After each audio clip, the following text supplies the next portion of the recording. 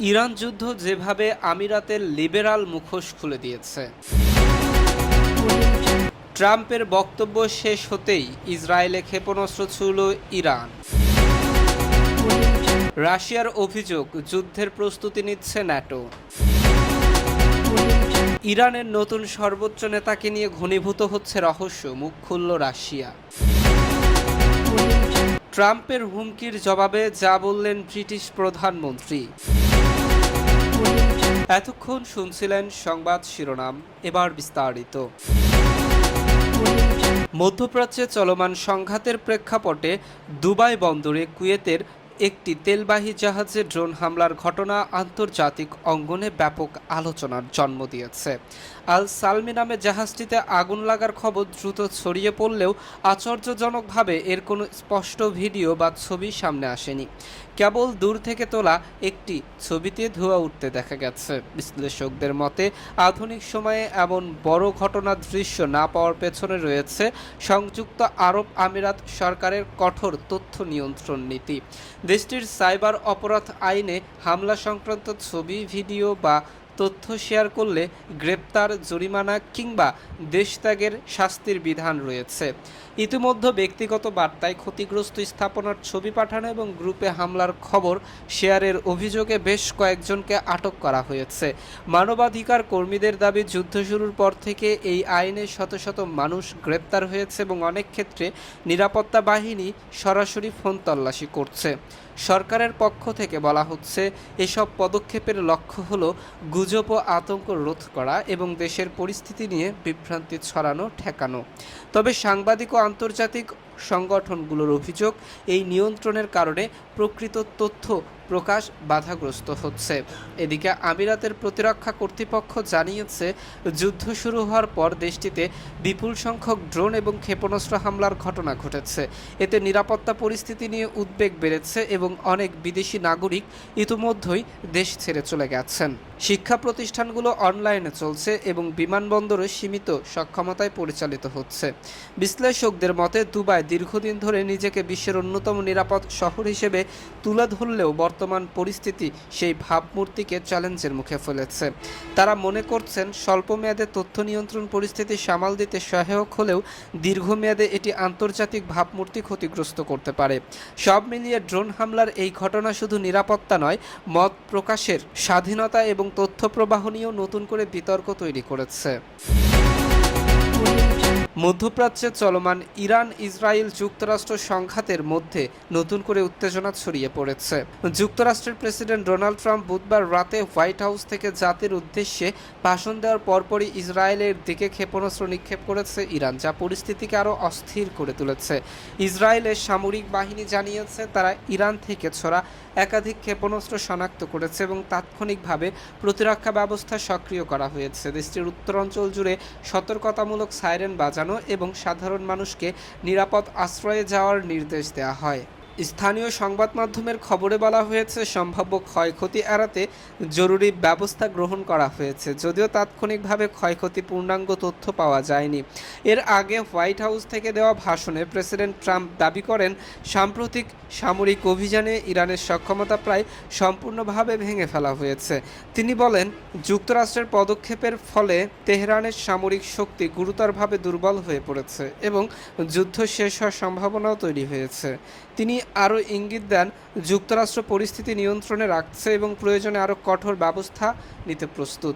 তবে ট্রাম্পের এই দাবির পরপরই ইরানের ক্ষেপণাস্ত্র হামলার পরিস্থিতি ভিন্ন চিত্র তুলে ধরেছে। বিশ্লেষকদের মতে এটি প্রমাণ করে যে ইরান এখনও পাল্টা আঘাত আনার সক্ষমতা ধরে রেখেছে এবং সংঘাত শেষ হওয়ার কোনো তাৎক্ষণিক লক্ষণ নেই, বরং এই ধরনের পাল্টাপাল্টি হামলা ইঙ্গিত দিচ্ছে যুদ্ধ আরও দীর্ঘায়িত হতে পারে। এরপর জানবেন, রাশিয়ার বিরুদ্ধে সরাসরি সামরিক সংঘাতের প্রস্তুতি নিচ্ছে পশ্চিমা সামরিক জোট ন্যাটো, এমন অভিযোগ করেছে রুশ পররাষ্ট্র মন্ত্রণালয়ের মুখপাত্র মারিয়া জাখারোভা। রাশিয়ার রাষ্ট্রীয় বার্তা সংস্থা তাসের প্রতিবেদনে বুধবার এই তথ্য জানানো হয়। এই মন্তব্যকে কেন্দ্র করে আন্তর্জাতিক অঙ্গনে নতুন করে উত্তেজনা এবং উদ্বেগ তৈরি হয়েছে। মারিয়া জাখারোভা বলেন, ন্যাটোর ক্রমবর্ধমান সামরিক ব্যয়, ঘন ঘন মহড়া এবং কৌশলগত প্রস্তুতি ইঙ্গিত দিচ্ছে জোট ভবিষ্যতে রাশিয়ার সঙ্গে সরাসরি সংঘাতে জড়ানোর পরিকল্পনা করেছে। তিনি ন্যাটোর 2025 সালের কার্যক্রম প্রতিবেদনে তুলে ধরে দাবি করেন, বৈশ্বিক উত্তেজনা বৃদ্ধির পেছনে জোটটির ভূমিকাই স্পষ্ট হয়ে উঠেছে। তার ভাষ্য অনুযায়ী 2025 সালে ন্যাটোর সম্ভাব্য সামরিক ব্যয় দাঁড়াতে পারে প্রায় $1.64 ট্রিলিয়ন, যা 32টি সদস্য দেশের সম্মিলিত বৈশ্বিক সামরিক ব্যয়ের প্রায় 62%। এতে বিপুল ব্যয়ের পরও কেন রাশিয়াকে প্রধান হুমকি হিসেবে তুলে ধরা হচ্ছে সে প্রশ্নও তোলেন তিনি। মারিয়া জাকারোভা আরও জানান, গত বছরে ন্যাটোর অধীনে 120টির বেশি সামরিক মহড়া অনুষ্ঠিত হয়েছে। পাশাপাশি সদস্য দেশগুলো পৃথকভাবে 700টির বেশি সামরিক প্রশিক্ষণ কার্যক্রম পরিচালনা করেছে। এসব মহড়ায় অংশীদার দেশগুলোর অংশগ্রহণও উল্লেখযোগ্যভাবে বৃদ্ধি পেয়েছে বলে দাবি করেন তিনি। রুশ কর্মকর্তার অভিযোগ, এসব সামরিক অনুশীলনে কেবল প্রতিরক্ষামূলক নয়, আক্রমণাত্মক কৌশলও অনুশীলন করা হচ্ছে, যা ন্যাটোর আগ্রাসী মনোভাব এর প্রতিফলন। তিনি আরও বলেন, ন্যাটোর পক্ষ থেকে রাশিয়াকে ইউরো আটলান্টিক অঞ্চলের প্রধান হুমকি হিসেবে চিহ্নিত করার বিষয়টি উদ্দেশ্য প্রণোদিত। একই সঙ্গে ন্যাটোর পক্ষ থেকে রাশিয়ার বিরুদ্ধে আকাশসীমা লঙ্ঘন, নাশকতা এবং সাইবার হামলার অভিযোগগুলো প্রশ্নবিদ্ধ করেছে জাকারোভা। তার দাবি, এই অভিযোগের পক্ষে বিশ্বাসযোগ্য প্রমাণ উপস্থাপন করা হয়নি। বিশ্লেষকদের মতে রাশিয়ার এই বক্তব্য ন্যাটো রাশিয়া সম্পর্কের বিদ্যমান উত্তেজনাকে আরও বাড়িয়ে তুলতে পারে। বিশেষ করে ইউক্রেন যুদ্ধের প্রেক্ষাপটে দুই পক্ষের মধ্যে কৌশলগত অবিশ্বাস ইতিমধ্যেই চরমে পৌঁছেছে। এমন পরিস্থিতিতে পাল্টাপাল্টি অভিযোগ আন্তর্জাতিক নিরাপত্তা পরিস্থিতিকে আরও জটিল করে তুলতে পারে বলে আশঙ্কা করা হচ্ছে। আরও জানবেন, ইরানের নতুন সর্বোচ্চ নেতা মোস্তফা খামেনি দায়িত্ব গ্রহণের 1 মাস পার হলেও এখনও জনসম্মুখে আসেনি। তার এই দীর্ঘ অনুপস্থিতি ঘিরে আন্তর্জাতিক অঙ্গনে নানা জল্পনা কল্পনা তৈরি হয়েছে। বিশেষ করে তার শারীরিক অবস্থা এবং অবস্থান নিয়ে প্রশ্ন উঠেছে। তবে এসব জল্পনার অবসান ঘটিয়ে ইরানে নিযুক্ত রাশিয়ার রাষ্ট্রদূত অ্যালেক্সি দোদভ নিশ্চিত করেছেন খামেনি দেশেই অবস্থান করছেন। রুশ সংবাদ মাধ্যম RTVI-কে দেওয়া এক সাক্ষাৎকারে তিনি বলেন, সর্বোচ্চ নেতা মোস্তফা খামেনি ইরানেই আছেন, তবে কিছু নির্দিষ্ট কারণে তিনি জনসম্মুখে আসা এড়িয়ে চলছেন। গত 28শে ফেব্রুয়ারি যুক্তরাষ্ট্র ও ইসরায়েলের হামলায় তার বাবা আয়াতুল্লাহ আলী খামেনি নিহত হওয়ার পর মোস্তফা খামেনি দায়িত্ব গ্রহণ করেন। এরপর থেকেই তাকে জনসম্মুখে দেখা যায়নি। এই নিয়ে বিভিন্ন আন্তর্জাতিক গণমাধ্যমে খবর ছড়ায় যে তিনি হামলায় গুরুতর আহত হয়েছেন এবং চিকিৎসার জন্য রাশিয়ায় নেওয়া হচ্ছে। এমনকি রাশিয়ার প্রেসিডেন্ট ভ্লাদিমির পুতিন তাকে মস্কোয় আমন্ত্রণ জানিয়েছেন বলেও দাবি ওঠে। তবে সাম্প্রতিক বক্তব্যে এসব গুঞ্জন অনেকটাই খণ্ডন হয়েছে। এতে বোঝা যায়, বর্তমান সংকটময় পরিস্থিতিতে মস্কো এবং তেহরানের মধ্যে ঘনিষ্ঠ সম্পর্ক বজায় রয়েছে।